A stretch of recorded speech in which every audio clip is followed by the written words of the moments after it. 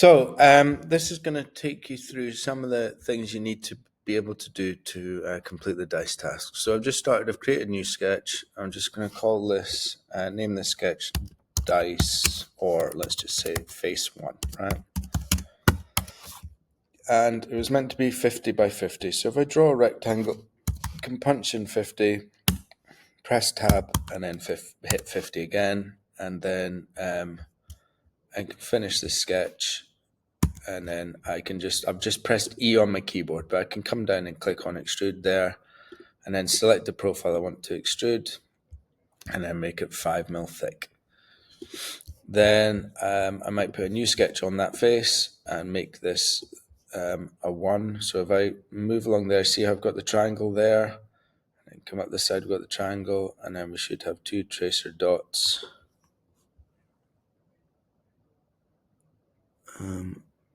For both, and just make that 6 millimeters, and then extrude that. I'm just holding down shift and moving 2 fingers.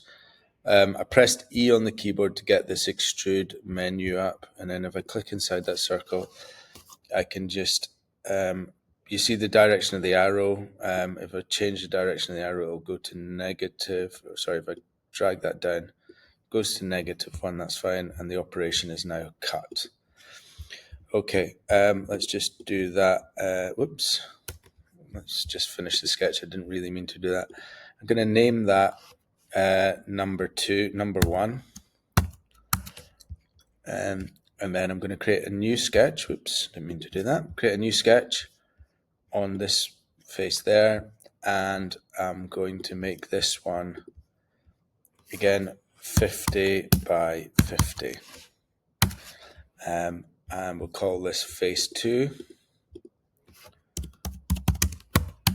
And then we can finish that sketch. We can click on extrude, and we can make that 5 again. And then return. I'm going to put a new sketch on this face here.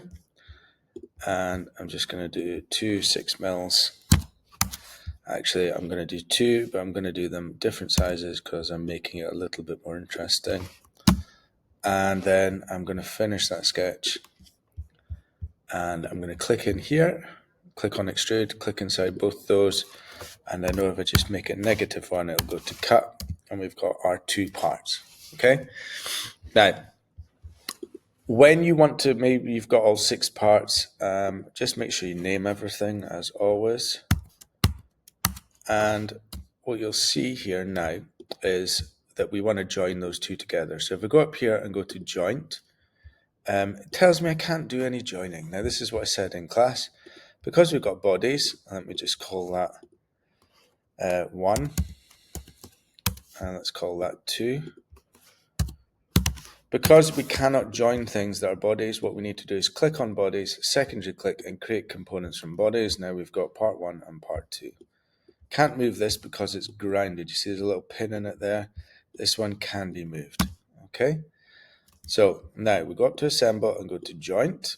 And there are many different ways you can join. I'm just going to show you the main ways right now. So if I click on that face so that I've got the projector, I can take that and I can line it up with that one, like so, and then rotate it around. That's one way to do it. Okay? You see that? The problem is here, this face there is 50 plus the 5 there. So this is something you might want to think about. So I'm just going to delete that joint. And the other way we can do it is joint. And I might select the middle of that face there. And that could sit on, oops, not that. Let's undo that. Let's change to the line. It could sit there like that. Now, because that's facing the wrong way, I could try flipping it. But it's up there, so now we need to rotate. Whoops, not that way.